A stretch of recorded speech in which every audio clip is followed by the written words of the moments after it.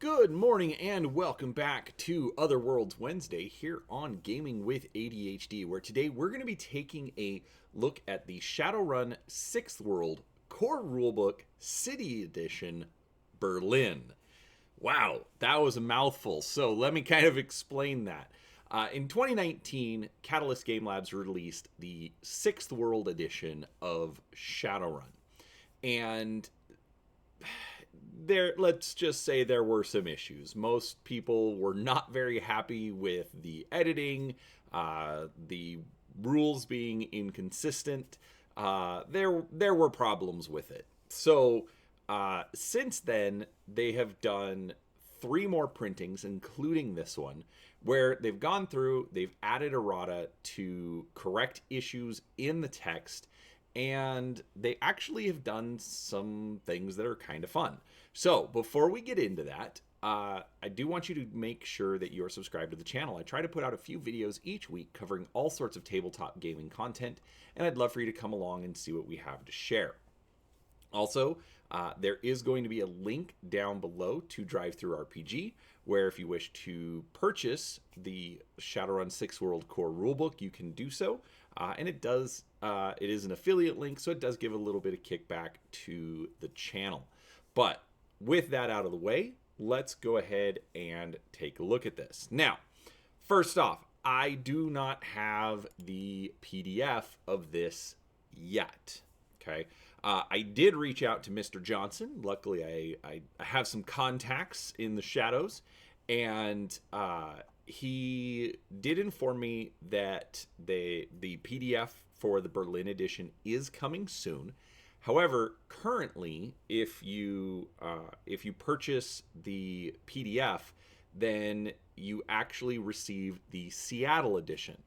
And so he does want to make sure that if you have purchased it with the Seattle content, that you are able to retain that information. So that is coming soon, but obviously,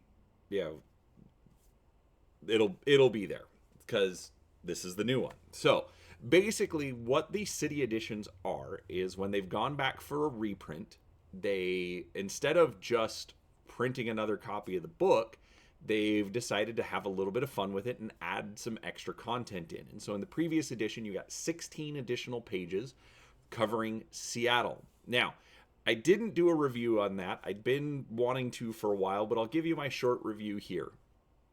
It's okay. The best thing about the Seattle edition is it does take the errata and it puts it into the book.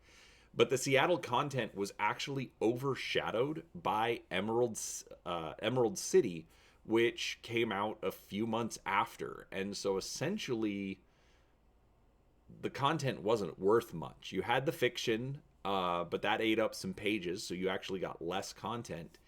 And so it was nice to have, don't get me wrong. For if you're coming into the game and you're just getting started, it's nice to have a little bit more city content without having to go buy another book. But it was content that you ended up getting somewhere else. So that's actually one thing that I did also ask about this edition. And at this time, at least through Catalyst Game Labs, there is no plan for a Berlin sourcebook similar to Emerald City. So the content that you're going to get out of this book is going to remain relevant. It's not going to be superseded by a new book. So that's another advantage. Another thing that I actually like about it is you get 24 pages of content that does include new art, new fiction, and beyond that, the cost of the book is still only $50. I can show you on the UPC code on the back. But yeah, short answer, you're getting more content. The content's going to be useful longer, and it doesn't charge you any extra. So especially with the way that prices are going, the fact that like other popular role-playing games are going up to about $60 for a core rulebook. The fact that they're still at $50, I think, is a huge bonus in regards to that. So, with that, let's actually take a look at the book. So, I'm not going to look over the whole book. If you're, it's Shadowrun. Okay, it's a role playing book. Main reason I'm looking at this is because, like I said, I don't have the digital copy to show it. But I also do want to show a couple of things. So first off, with all of the Six World books, I don't know what the term for this is, but basically the paper that binds the book to the cover, they've been putting maps of different cities, and in this case, it's a map of Berlin, and it's a Shadowrun style map, sort of like a heat map for the popular roads, and I absolutely love the look on this one. In addition, interspersed in the pages, this is actually some more additional content. They actually give you some additional art. So you have different character pieces. You also have, I realize I can't fit it all into the infamously small work area, but you have this one large piece of art. I did not get the physical version of the Seattle edition, but in the PDF at the end there were some large images similar to this. So I believe it's the same kind of thing that they did with the Seattle edition here. Again, some more character art, and then another full piece of art. This actually, as you saw, did come from the cover. So again, you're getting some extra fun content. Not only the extra 24 pages, but you're getting some extra art. So the Berlin content is all the way in the back. They give you some background on the city, basically from the fall of the Berlin Wall until now, or I should say until the current timeline. You get Berlin at a glance, structure and cityscape, fast facts. Now, the fast facts are, like, I can zoom in here. So there are 3 types of areas. There is the sectors, the districts, and the zones. The sectors are the corporate districts. The districts are normal. And then what's the third one? Oh, then there's the alternative districts.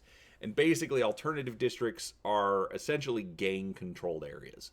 So it's a very interesting setup for the city of Berlin, and they do a good job of taking it, breaking it down, so that you can understand how it works. Because basically you get the name of the district, the dominant faction in the district, and then the security rating. So how likely are you to get busted up by Cider Corrupt Security or Lone Star or whoever happens to be watching? You then go into a piece of fiction, which was actually pretty good. Gute Fahrt by Andreas Oschroth. Andreas, I'm very sorry for butchering your name. Was not intentional. But actually, you also get this cool piece of art in front of the Brandenburg Gate. That's kind of cool. Anyways, the thing I really liked about the fiction is it really told you what is Berlin like in the Sixth World. It's a short little run. Involves all sorts of different characters, different participants, whether it's from from Shadowrunners or corporate types or uh, you know, illegal genetic engineers, whatever it is. All right, you then get Berlin qualities. Basically, if your character is from this particular district, this may be a quality that they get. Most of them are beneficial, so there's going to be costs associated with them. Some of them do give a bonus, meaning they are a detriment to your character, or they're a negative quality. But factory blood. You come from a family of AG Chemi factory workers or dwellers on one of Strasbourg's toxic waste dumps. Not only are you used to all kinds of toxins in the air, food, and water, you are built to endure the most awful environments. All right, next up you get 3 different contacts. You have Kazimira Kashmir Buragazi. These are not rolling off my tongue very easily. A female elf, Saif Al-Hazred, male Eastern Drake, and Sigma, a non-binary human.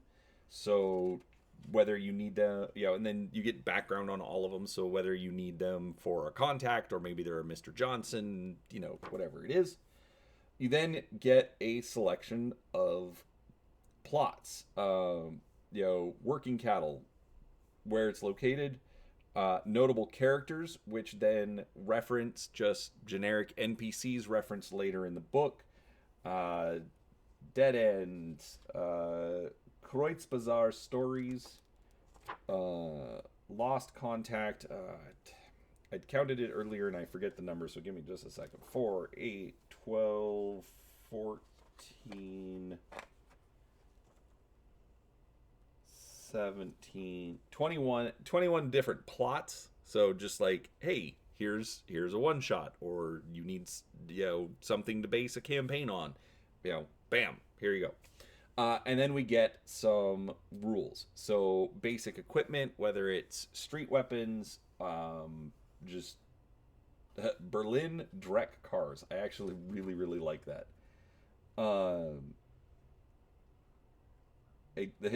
If you want to know what most of the vehicles in the alternative districts look like, all you have to do is go on an online image search for rat car or rat bike. The typical Berlin Dreck car either has the rusted chassis of some vehicle made before 2060 or is a recognizable patchwork that is just somehow meant to keep the acid rain off. The undercarriage and suspension are rock solid, impervious to potholes, and easy to repair. Such Dreck cars may raise alarms or be denied access in Berlin's corporate and norm districts due to a lack of autopilot and equally lacking ALI system, the German equivalent of grid guide, but they are the unmistakable standard of locomotion in the city's anarchic zones. Certain scrap vehicles such as rat bikes, e-rickshaws, and tuk-tuks are tolerated outside the zones nevertheless, as they pose no real threat to traffic. So, they also then have rules for Molotov cocktails. And then we actually get some other vehicles. We get the Bear Schlachtkreuzer, the Ruhrmetall Select Crowd Control Walker, Kuznetsik Airbike, and the Junk Dog Drone. So, honestly, there's a lot of really, really good information in this book. Obviously, if you already have the Shadowrun 6 World Core rulebook, if you have the first printing, I would absolutely recommend picking up a new printing with the Berlin edition. I absolutely recommend Berlin over Seattle for the reasons that I mentioned earlier, namely that the information is going to be good for a lot longer. I also like the fact that we got more than we got with Seattle. Seattle was good at 16 pages. Berlin added another 8 on top of that, so 24 pages total. And in my opinion, is really, really good information. Like I said, most of Seattle, to me, got duplicated in the Emerald City book, and at least for now, we're not getting there's no Berlin book on the horizon. Not that there couldn't be one later, there just isn't one at the moment. So overall, absolutely do recommend that you pick this up if you are interested. So with that, I do hope you enjoyed the video. If you did, please do give it a thumbs up. Make sure you let all of your chummers know. And as I said, please subscribe to the channel. We do try to put out a few videos covering all sorts of tabletop gaming content during the week, and we'd love for you to come along and see what we have to share. So with that out of the way, thanks for watching, and we'll talk to you next time.